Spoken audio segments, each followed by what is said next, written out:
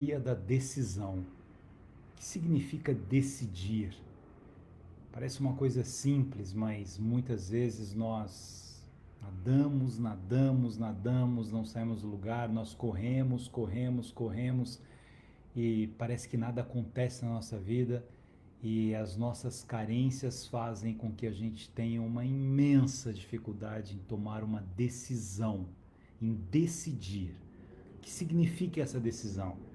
Vou pegar principalmente dois filósofos, Kant e Schopenhauer, que falam sobre a decisão e fazem a relação da decisão com a felicidade. Já que a gente está nesse ano caminhando pelo tema da felicidade, né, com vários subtemas, hoje é a decisão, decidir. E a gente vai pegar esses dois pensadores para falar sobre isso. Então sejam bem-vindos, quem está aqui acompanhando pelo Insta, quem está aqui acompanhando pelo Face. Muito bom estar com vocês, muito legal poder refletir sobre filosofia nas nossas segundas-feiras. Obrigado pelas mensagens que vocês deixam depois, com ideias, com sugestões. Por exemplo, esse decisão foi uma ideia que eu vi lendo um dos comentários, né, no Instagram, depois lá no IGTV, de uma pessoa dizendo que para ela a maior dificuldade da vida dela era decidir. Tudo era muito complicado. Então ela já teve relações que não deram certo e ela não decidia, ela não ia adiante porque todas as vezes que ela ia falar, alguma coisa acontecia e na hora ela não falava o que ela tinha vontade de falar. Eu até escrevi, né, no domingo um artigo falando sobre o silêncio, sobre as imperfeições, o amar além das imperfeições, como é que a gente consegue fazer isso, e de uma mãe refletindo sobre uma filha que tomava algumas decisões erradas, porque ela queria dizer uma coisa e não dizia o que ela queria dizer. Por quê? Porque ela não decidia, não conseguia decidir. A decisão ela tem uma origem latina de cedere, que vem de cortar, né? Daí que vem a palavra cisão. Eu corto, eu decido não estar mais com alguém, eu vou cortar esse tipo de relação que eu estou tendo com alguém. Eu decido que eu não quero mais isso, eu corto para eu ir adiante.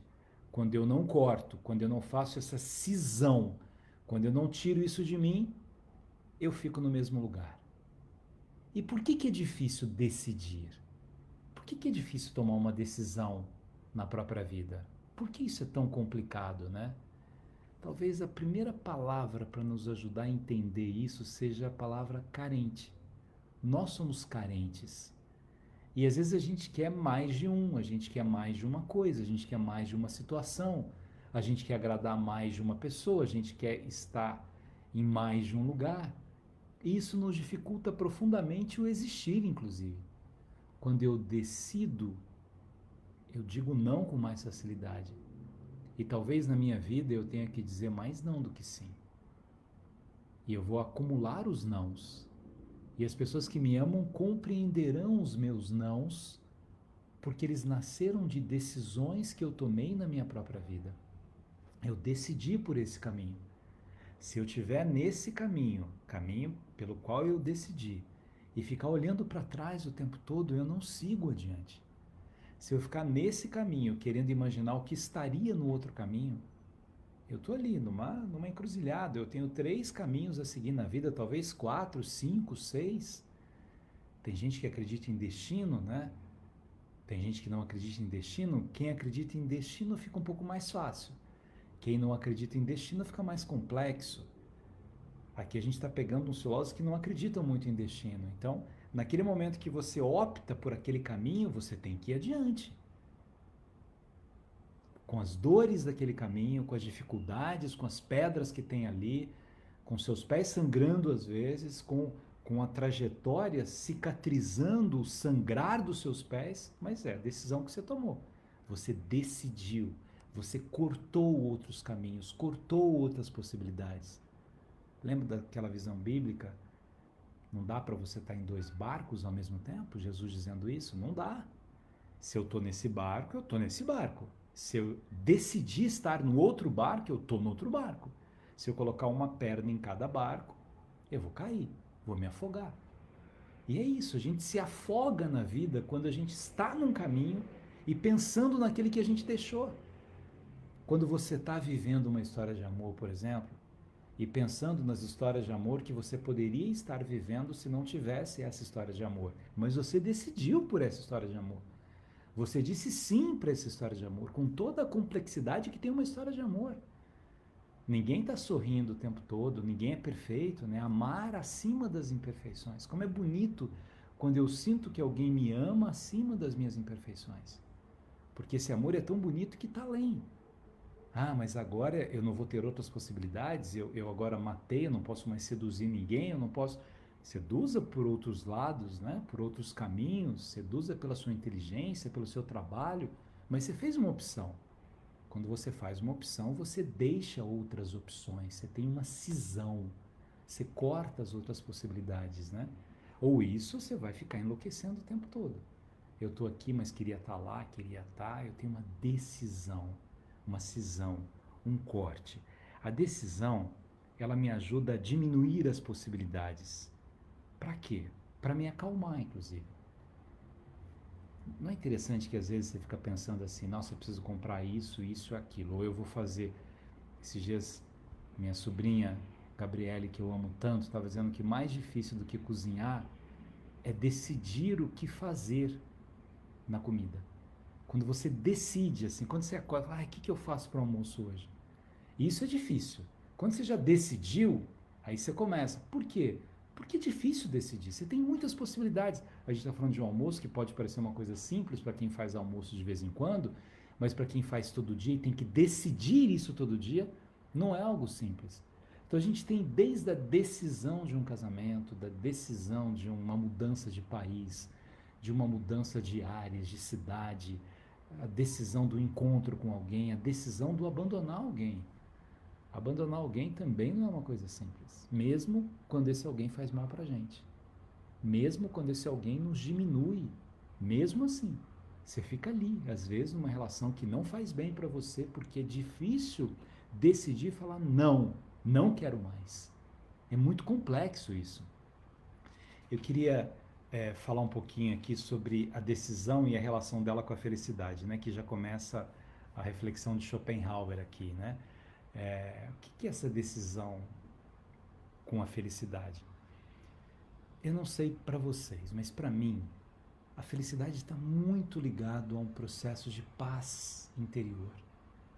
Quando você está em paz com você mesmo, você vai sorvendo a felicidade dos cotidianos. Qualquer coisa no cotidiano te faz bem. Você está chovendo, você olha para aquela chuva e você tem um olhar poético para aquela chuva. Ela tem um significado para você. Se está sol, você está aproveitando o sol daquele dia. Você vai para um lugar e algumas coisas que você imaginava não aconteceram da maneira com que você imaginava, mas você vive o momento que você está ali. Por quê? Porque você está em paz. Você está em paz. Quando eu estou em paz, não importa se eu estou num casebre ou numa mansão. Não importa se eu estou num lugar de praia ou de campo. Não importa se eu estou num avião ou num ônibus ou num... Não importa. Claro que eu tenho confortos a mais ou a menos, estranhamentos a mais ou a menos, mas eu estou em paz. Senão a gente tem a falsa ilusão de que, né, quem nunca andou de avião, quem tem que pegar um ônibus lotado, quem tem que, né, ficar horas ali todos os dias, fala assim, nossa, se eu andasse de avião, se eu fosse de avião, aí sim eu seria uma pessoa feliz. Não é verdade. Há muitas pessoas que andam de avião, que têm mais conforto talvez do que as que não andam, que vão de ônibus, mas não significa que esse conforto traga nem paz nem felicidade. Tem gente que tem avião próprio e vive atormentado, mesmo com seu próprio avião. Então não é isso. Não é a coisa que você tem, não é o tamanho da casa em que você mora, não é o lugar que você está que vai te dar paz, que vai te levar à felicidade. É você, é dentro de você. E para que eu consiga estar comigo mesmo, eu preciso decidir. Eu preciso decidir cortar um monte de coisa da minha vida. Coisas que não me trazem paz, coisas que não me fazem bem. E às vezes os cortes eu tenho que fazer na minha própria alma. Eu tenho que olhar para mim e falar assim, por que eu estou tão fofoqueiro? Por que eu falo mal da vida das pessoas o tempo todo? Por que eu estou tão impaciente? Eu chego num lugar, não aguento ficar num lugar, eu quero no outro lugar. Por que eu não ouço as pessoas? Por que eu estou acumulando raivas? Por que eu estou vivendo uma história que acabou? E eu fico atormentando a minha cabeça, imaginando que aquela pessoa que um dia eu amei, que está com outra pessoa, vai se cansar da outra pessoa e vai voltar para mim. Mas isso já faz 10 anos e eu estou aqui, com a minha cabeça batendo. Não, um dia ele cansa, um dia ele cansa. Eu vou passar a vida toda esperando esse alguém voltar para mim que já disse que não me ama. Decida. Vai adiante. Mesmo que essa cisão é corte, mesmo que você fique cortado com aquilo que você fez. Uma cirurgia é uma cisão. Você corta dentro de você mesmo, o médico corta você para tirar alguma coisa que te faz mal ali de dentro. Eu tenho que fazer cirurgias na minha alma para que eu possa conseguir continuar vivendo feliz. Tirar coisas que me incomodam profundamente na vida e que eu vou me acostumando com os incômodos. Lembra que a gente falou do cômodo da felicidade? É para a gente se acostumar com o cômodo da felicidade, não com os incômodos. Eu tenho que deixar esses incômodos de lado, né? Eu tenho que compreender que coisas acontecem na minha vida e que exigem de mim uma postura diferente frente à vida. Eu estava aqui agora escrevendo o artigo do domingo. Eu resolvi escrever hoje porque eu tenho várias palestras essa semana, começo as aulas também, uma das universidades começa essa semana, e aí eu tinha terminado de dar uma entrevista e fui escrever, né? E sábado é aniversário da minha mãe, dia 13 de fevereiro é aniversário da minha mãe. E aí eu fui, né? O artigo sai domingo, sai publicado domingo, as minhas crônicas, né? Falei, vou falar sobre o aniversário da minha mãe. Aí chorei escrevendo, fiquei triste escrevendo, fiquei lembrando da minha mãe, fui escrevendo. E aí eu fui me lembrando de coisas para escrever, dos sofrimentos que ela teve e dos vários cortes que ela teve na alma, na vida. Minha mãe enterrou 2 filhos. Só isso já é sofrimento para mais de uma vida. É uma inversão da lógica do existir, uma mãe enterrar um filho. Mãe não foi feito para enterrar filho nenhum. A mãe, né, ligada àquele cordão umbilical, a mãe que gestou, que gerou, que amamentou, que foi vendo engatinhar, crescer, desenvolver. A mãe que foi fazendo tudo isso não é para ela enterrar um filho. E minha mãe enterrou 2 filhos. E o que ela fez depois disso? Chorou. Eu me lembro do meu primeiro irmão, eu tinha 15 anos, ele faleceu com 21. Eu me lembro minha mãe, sim, o grito de dor dela, de saudade, de tristeza e de fé ao mesmo tempo. E aquele luto foi se despedindo dela. Com todas as dores que ela viveu naquele momento, ela prosseguiu, ela decidiu continuar a existir. Depois enterrou o marido, depois enterrou o outro filho, Júnior, que faleceu com 33 anos. Novamente uma dor horrenda. Depois o meu pai, seu marido. E aí? Me entrego ou continuo existindo? Mas ela sorriu com o nascimento dos netos, da bisneta, continua vivendo, celebrando os aniversários. Eu conto uma história, né, na crônica, que quem acompanha domingo vai ver. Meu pai tinha falecido e no aniversário da minha mãe seguinte, eu resolvi fazer um monte de surpresa dela, desde o café da manhã, né, que foi uma cesta de café da manhã com poema, depois, né, chegou um bolo enfeitado. Não, antes do bolo teve uma outra coisa. Eu mandei flores junto com fotografias nossas, depois um bolo, depois tinha gente que foi cantar para ela e eu cheguei para jantar com ela. E cada surpresa ela ligava para mim, né? Foram várias surpresas. Você é maluco, né? Eu falei, sou maluco de amor pela senhora, mãe. E é isso, são vidas dentro da vida da gente que vão nos ajudando a sonhar com existir, né? Eu estou contando um pedacinho de mim, vocês têm pedacinhos de vocês, pedacinhos que ficaram em histórias lindas da vida, do existir de vocês, mas a gente decide prosseguir.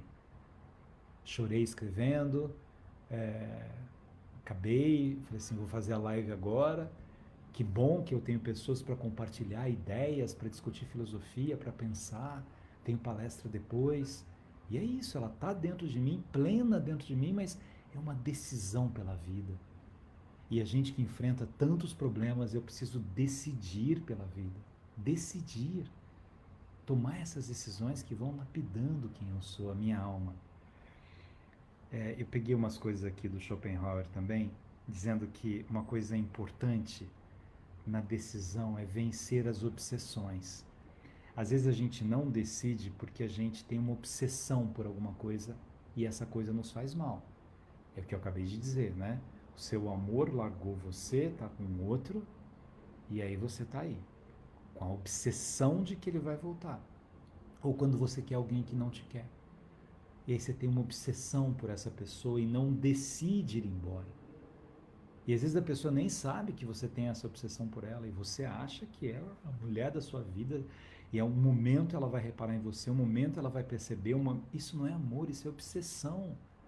É obsessão. Às vezes a gente tem obsessão até na amizade, né? Alguém que não quer a nossa amizade. E se essa pessoa não quer, outras pessoas querem. Eu não preciso passar a minha vida querendo ser amado por alguém que não me ama. Eu preciso valorizar as pessoas que estão comigo, as coisas que acontecem comigo, sem ficar imaginando o que aconteceria naquela outra estrada, naquela outra história, né? Os meus amigos foram viajar, queria tanto ter ido com eles, ponto. Agora, eu não vou viver a viagem deles sem estar com eles. Eu não fui porque eu estou trabalhando, eu vou viver o meu trabalho. Eu decidi não ir, porque eu tinha que ficar trabalhando. Eu decidi ir para um outro lugar. Eu não vou viver aquela outra vida. Eu preciso viver a vida que eu estou vivendo. O existir necessário que eu tenho. Então, a obsessão é ruim em qualquer campo. Aliás, a obsessão parece com radicalismos, né? Os radicalismos são ruins em qualquer área. Radicalismo na política é ruim, radicalismo na religião é ruim, radicalismo no futebol é ruim, qualquer radicalismo é ruim. O radicalismo te leva a um extremo, e do extremo você não enxerga o outro, né? Minha gente, a gente precisa de leveza, de leveza. Preciso decidir pela paz. Quando eu decido pela paz, eu vou limpando as sujeiras que me roubam a paz. O Schopenhauer dizia que há um perigo muito grande de nós vivermos nos nossos desejos, pelos nossos desejos. Quando a minha vida ela é pautada em desejos, eu confundo desejo com escolha. Eu acho que é uma escolha. Não, eu escolhi isso. Eu acho que eu escolhi aquele sofrimento, eu escolhi aquela paixão, eu não escolhi. O desejo, ele traz uma névoa na minha racionalidade. Não é que Schopenhauer dizia que o desejo é uma coisa ruim, né? O conceito de vontade e representação dele, a vontade de viver, ela pode ser alimentada por esses desejos, mas eu preciso ter a compreensão exata de que esses desejos, ligados à carência do meu existir, eles são aniquiladores de quem eu sou. Tem uma coisa linda de Schopenhauer. Schopenhauer não acreditava tanto nessa felicidade constante, por isso ele era considerado um filósofo pessimista. Mas Schopenhauer, quando ele faz uma reflexão profunda sobre a infelicidade humana, ele diz que nós nos resgatamos da nossa infelicidade por um caminho só, pela arte, pela criatividade. Quando eu estou criando, quando o artista está criando, quando o poeta está dizendo, está fazendo a sua poesia, quando o músico está interpretando a sua canção, está compondo, quando o escritor, quando o escultor. Por isso Schopenhauer incentivava as pessoas a desenvolverem algum processo artístico dentro delas mesmas, porque a capacidade do êxtase era tão grande que eu experimentava com profundidade a felicidade nessa decisão de ser um artista. E eu posso ser um artista da vida. Eu posso fazer uma pizza. Eu fiz pizza esse final de semana. Eu posso fazer uma pizza com arte. E a criatividade daquela pizza, né? A gente brinca do pão com manteiga, da delícia que é comer um pão com manteiga. O sentir o cheiro daquilo, comer, o permitir que aquilo entre dentro da gente, que nos alimente, é uma demonstração da arte dessa existência. O contemplar, Você pode pensar assim, nossa, mas eu não sou artista, assim, eu não, não escrevo, eu não toco piano, não toco violão, eu não sou... É, contempla o entardecer, tenha olhos de artista, tenha olhos de poeta, contempla uma pessoa com quem você está conversando. É bonito a gente ver essa visão de Schopenhauer, que é uma visão aristotélica já também, da experiência do cotidiano da felicidade, para Aristóteles, em qualquer cotidiano, para Schopenhauer, na arte, na expressão da arte. É uma decisão por uma arte que vai lapidando os meus jeitos. Qual é o jeito do artista? Qual é o jeito, às vezes, das tormentas que moram dentro dos artistas? Das palavras que pedem para nascer, das canções que pedem para nascer, né? É tão interessante isso no processo da escritura. Clarice Lispector dizia muito isso, né? Na textualidade, quando a personagem ela pede para nascer. Estou pronta, estou aqui para nascer. E ela vai ganhando as cores, a vida, e o artista vai experimentando isso. Eu tenho dito para vocês lá, né? Eu tenho ficado um pouco em Campos do Jordão, porque eu estou trabalhando no romance. E eu gosto de tudo que eu faço, gosto de dar aula, gosto das reuniões. Graças a Deus, assim, sou muito feliz por essas duas grandes profissões que eu optei na vida, professor e escritor. Mas às vezes elas são barulhentas também, você vai de um lado para outro e tal. Quando eu estou ali vendo a natureza escrevendo, é essa experiência que Schopenhauer dizia, né? É essa experiência do pleno dentro da gente mesmo. E que todo ser humano tem. Não é que o artista seja um ou outro. Todos nós temos dentro de nós mesmos essa arte fascinante de viver. Todos nós, né, temos essa vocação para as iluminuras, para iluminar as pessoas que estão perto da gente. Essa é a decisão do existir. Montaigne dizia o seguinte, né? Vamos sair do Schopenhauer aqui, vamos para Montaigne um pouco. Montaigne tem uma linda decisão de uma história de amizade entre ele e Etienne de la Boétie, que é muito bonito aquilo da decisão da amizade, quando na decisão da amizade, um continua sendo ele mesmo e o outro também, né? Quando perguntam para ele qual é o segredo dessa amizade sua com Etienne de la Boétie, né? É tão bonito que você diz, e aí a resposta dele é que ele é ele e eu sou eu. Na relação de amizade, um não rouba a identidade do outro, um não rouba a essência do outro, um não rouba a riqueza que é o outro, né? Mas compreende, conhece. E eu decido prosseguir amando o outro que está próximo de mim, do jeito que ele é, com as imperfeições dele, com os estranhamentos, com as manias, não sei com o que mais. Mas é isso. É uma decisão de estar juntos, né? Eu já tive situações, minha gente, com amigos assim muito especiais. Uma vez eu estava com uma amiga numa casa de praia dela, que ela havia me convidado, e uma amiga que eu amo muito, assim, uma amiga de muito tempo, né? E aí ela teve um problema com o ex-marido e com o atual, e aí eu estava na casa do ex-marido, que ela me levou lá, e ela quis vir antes, enfim, aí deu uma rusga que não era comigo, era entre ela com ela mesma e com o anterior e enfim. Aí quando eu voltei para casa dela, porque eu fiquei lá com o ex-marido, né, estava conversando e tal, aí eu voltei, estava com uma outra amiga e ela estava estranhíssima. E eu via que eu estava incomodando ali e tal, enfim, a gente foi dormir, aí eu acordei, escrevi uma carta, gosto de escrever cartas, escrevi uma carta, modesta parte bonita para ela, falando sobre a beleza da amizade, dizendo que eu estava me sentindo incômodo e que a nossa um estorvo, né? E que a nossa amizade era tão linda, tão bonita, que não era um instante que ia macular algo precioso que a gente construiu, mas que naquele momento a minha decisão era partir. E eu fui embora antes dela acordar, né? Ela ligou e começou a chorar, assim, falou, não, eu estava louca ontem, me perdoe, disse, volta, volta. Eu falei, não, tá tudo bem. Eu acho que talvez você tenha que ficar um pouco aí, vivendo, né? É uma questão sua.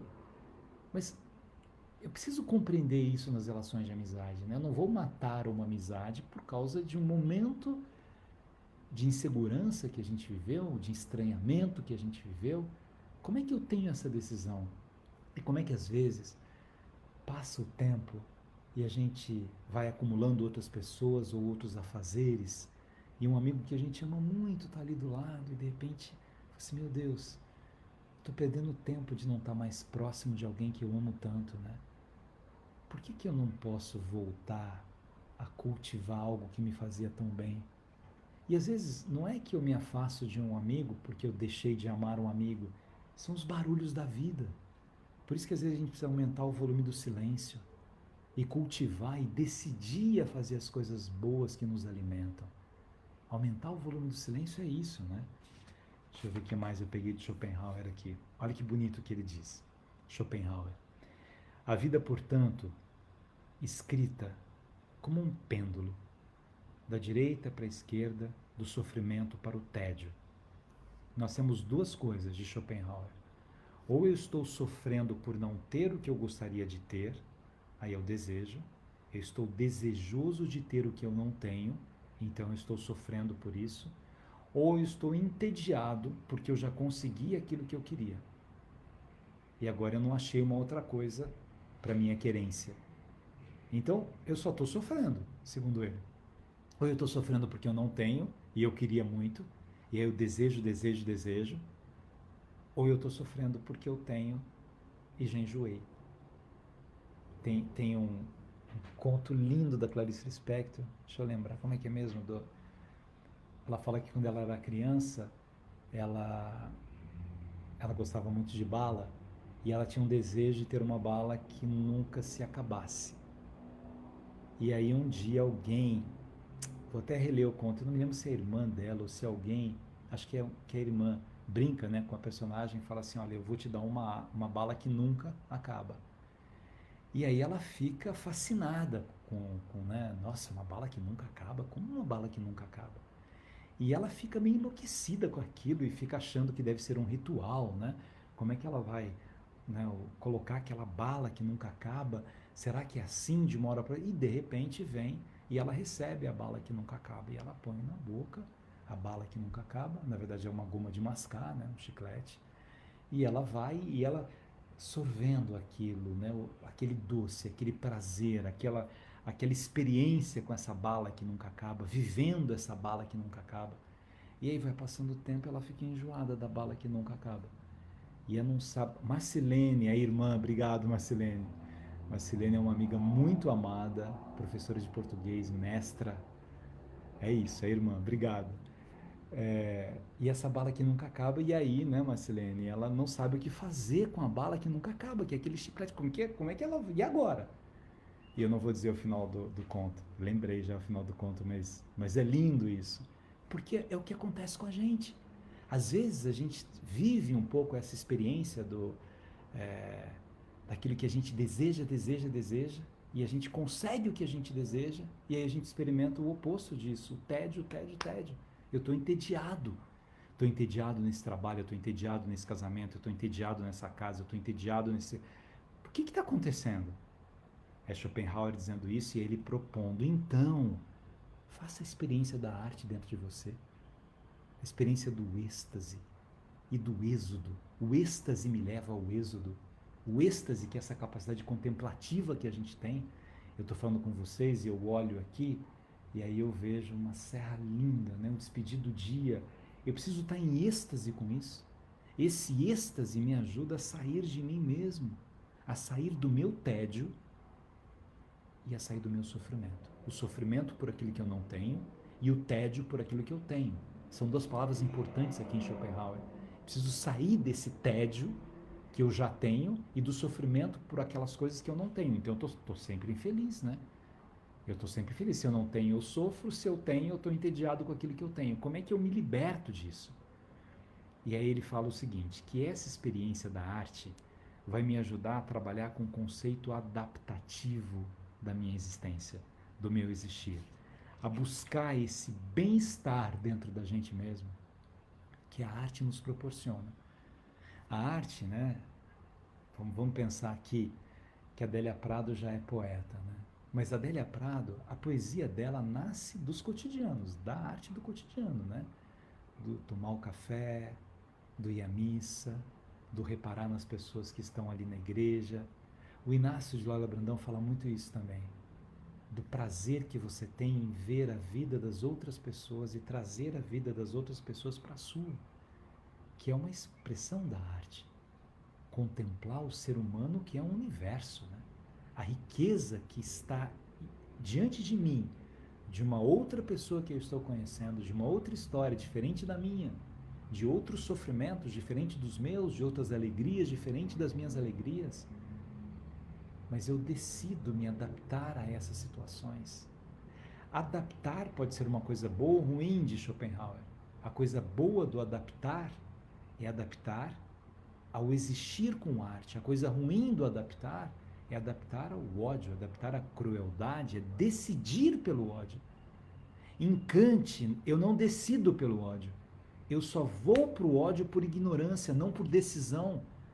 Porque ninguém consciente, ninguém raciocinando opta pelo ódio. Não é uma escolha odiar uma outra pessoa. A gente que vive, né, muito em momentos de ódio, tal, de todos os lados, né? Eu vi umas coisas lá do cancelamento do BBB, que eu não vejo BBB, e aí eu não vou falar o que eu não vi também, mas eu li alguns artigos, né, falando do Lucas, porque resolveu sair do programa, mas eu vou ler melhor para falar sobre isso. Mas eu nunca vi, então também não vou falar daquilo que eu vejo, mas se é verdade aquilo que está escrito, né, eu não corrijo ninguém humilhando esse alguém, pisando nesse alguém, destruindo esse alguém. Eu não posso me sentir superior a outra pessoa porque eu nasci num estado e a pessoa num outro estado. Que ideia é essa, né? Que visão incorreta da vida é essa? Mas é interessante isso. Eu fico um pouco chocado de ver quantas pessoas, né, desperdiçam uma parte da vida vendo a vida dos outros, né? Me desculpa assim, né? Mas eu acho lamentável até o programa, ter um programa de fofoca das pessoas vivendo numa casa e todo mundo olhando. Enfim, mas isso também leva a outros tipos de reflexão, né? Respeito quem gosta disso, mas vamos voltar a Schopenhauer, que é mais legal. Schopenhauer dizia o seguinte: a felicidade é um fim inacessível e pode ser experimentada de modo imperfeito apenas numa atividade criadora, continuamente fonte de novidade para o existir. Essas novidades que a arte me proporcionam ajudam a ampliar quem eu sou e a compreender as minhas decisões. E às vezes a arte, ela me ajuda até a cicatrizar um pouco as feridas que doem dentro de mim. Tem aquela música do Tá Fazendo um Ano e Meio Amor, né? Acho que é do Ari Barroso essa música. Ah, que bom fazer live ao vivo. Que o nosso lar desmoronou. Alguém sabe de quem é essa música? Eu acho que é do Ari Barroso, mas a letra diz o seguinte: se não for do Ari, aqui está dizendo que é do João Gilberto, mas eu tenho quase certeza que é do Ari Barroso essa música. Mas não sei, de repente é do João Gilberto também. Aqui está Tom Jobim, João Gilberto? Acho que não, acho que é do Ari Barroso. Olha essa letra. Tá fazendo um ano e meio, amor, que o nosso lar desmoronou. Meu sabiá, meu violão e uma cruel desilusão. Foi tudo que ficou. Ficou para machucar meu coração. Quem sabe não foi bem melhor assim. Melhor para você e melhor para mim. A vida é uma escola em que a gente precisa aprender a ciência de viver para não sofrer. Não é lindo isso? Imagina uma história que acabou e aí você olha para trás e fala: nossa, tá fazendo um ano e meio, amor, que acabou. O que ficou? Meu sabiá, meu violão e uma cruel desilusão. Por quê? Porque eu imaginava que fosse eterno. Talvez tenha sido eterno. Naquele tempo em que eu estava vivendo foi eterno. Naqueles anos em que eu vivia aquele amor foi eterno. Quem sabe não foi bem melhor assim. Melhor para você e melhor para mim. Olha esse pedaço. É do João Gilberto? Então desculpa, eu achei que fosse do Ari Barroso, do João Gilberto. Quem sabe não foi bem melhor assim. Melhor para você e melhor para mim. A vida é uma escola em que a gente precisa aprender a ciência de viver para não sofrer. Não é que o poeta achasse que nós não fôssemos sofrer na vida, mas é uma ciência que a gente precisa aprender a viver. Eu preciso aprender a viver com as minhas decisões. Eu preciso aprender a viver com as minhas renúncias. Alguém está dizendo que é sim do Ari Barroso. Bem, depois eu vou pesquisar também. Mas é isso. Que maravilha que é alguém compor, né, uma canção e 10 anos depois, 20 anos, 30, 50, 100 anos, 200 anos Beethoven, né, as pessoas ouvindo a loucura, a genialidade expressa numa música, na decisão que ele teve, na decisão, porque é uma decisão, na decisão que ele teve de jamais negligenciar o seu ofício de compor, mesmo surdo, mesmo sem ouvir o que compunha, com uma dificuldade maior ainda, mas era isso, era inteiro. A vida é uma escola em que a gente precisa aprender a arte de viver para não sofrer. Não o sofrimento necessário, mas o sofrimento dos que desistem da vida. Chore à vontade, chore de saudade, chore de amor, chore de ausências. Tem dia que a gente acorda e a gente está um pouco ausente. Há ausências que nos frequentam, mas decida. A utopia da decisão. Por que eu coloquei a palavra utopia aí no meio? Utopia pode ser uma aula sozinha, a gente já teve uma aula sobre isso. A utopia no sentido bonito da palavra utopia. A utopia é um lugar que não existe, né? São os falsos pés, então ela tem um sentido um pouco depreciativo, quando você fala, fulano é muito utópico, é sonhador, isso não acontece, mas ela tem um outro sentido. Ela tem um sentido de você se movimentar para decidir. Alguém colocou aqui, né? Lembra o poema do Fernando Pessoa, Ser Inteiro, né? Deixa eu ver se eu lembro esse poema. Para ser grande, ser inteiro. Nada teu exagero exclui. Ser todo em cada coisa. Põe quanto és no mínimo que fazes. Assim em cada lago a lua toda brilha, porque alta vive. Isso é uma decisão. Ser inteiro. A lua brilha em cada lago porque ela vive alta. A gente não pode decidir viver de baixezas, de vingancinhas. A gente precisa decidir viver de amor, né? É isso, minha gente. É isso que eu queria compartilhar hoje com vocês sobre renúncia, sobre decisão, sobre cisão, sobre cortes, sobre escolhas, sobre os significados, né, que isso pode ter na nossa vida, sobre o que a gente faz com o tempo que a gente tem da nossa existência. Eu tenho pensado muito nisso, assim. O que eu faço com o tempo que eu tenho? O tempo talvez seja a coisa mais importante que a gente tenha. O que eu faço com o meu tempo? Quando a gente perde pessoas que a gente ama muito, né? Como perder uma mãe, você fica pensando nisso, né? Será que eu não estou desperdiçando o meu tempo com pessoas erradas, com atividades erradas, com pesquisas erradas, com dizeres errados, né? Como é que eu posso colocar o meu tempo à disposição de coisas que me engrandeçam, que engrandeçam o mundo, né? Quanto mais a gente é feliz, mais a gente contagia felicidade. Quanto mais a gente está em paz, mais a gente transmite paz, a gente compartilha paz. Quanto mais a gente está atormentado, mais a gente atormenta as pessoas. Quanto mais a gente está cultivando perversidades, mais perversidades a gente exerce na relação com as pessoas. Ou a gente limpa a gente mesmo, né? Ou a gente fica aí, lamentando pelas coisas que não viveu. Deixa eu mandar um beijo para vocês, para a gente terminar aqui. Coloquem aí, se der tempo, Tempo Rei, ó, Tempo Rei. Tempo Rei é Gilberto Gil, né?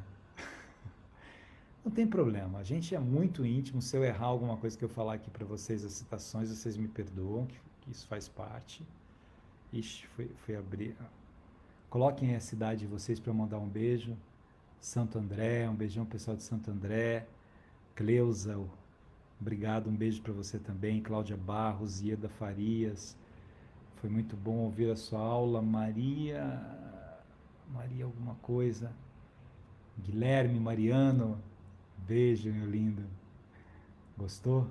Vânia Andrade, obrigado. Marcelene, muito obrigado. Caliz, filho da Micala, é um jogador de futebol talentosíssimo. Eu me lembro, Caliz, que havia escrito um livro, né? Não foi Ética do... Não, foi Foi o livro que eu escrevi com o Maurício de Souza. Acho que foi o Cãozinho Sem Nome que eu... Não, foi um livro, foi o... Aí, ó, quem escreve muito livro esquece até o título dos livros, né? O Beijo do Papagaio. Eu escrevi no avião e eu cheguei lá e aí tava o Caliz, adolescente, criança, né? E eu falei, deixa eu ler, você e o seu irmão, deixa eu ler essa história e você fala se ela tá boa ou se tá ruim. E eu me lembro desde isso, agora fico vendo o seu sucesso, jogador de futebol, assim, que Deus te abençoe muito, que você continue brilhando na vida, né? Você é um cara muito especial. A Lucélia falou que está em Brighton, olha aí, acompanhando da Inglaterra, que legal.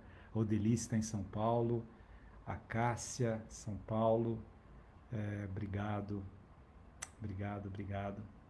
Então é isso, minha gente. Muito bom estar com vocês. Bento Gonçalves, Rio Grande do Sul, um beijão. Santa Catarina, muito legal. Salvador, Feira de Santana, Cíntia do Amapá, Juiz de Fora, Angélica de Salvador, quem é Juiz de Fora? Lucas Juiz de Fora, Regina Moura, São Paulo. Legal. Um beijo para vocês aqui do Face, um beijo para vocês do Insta.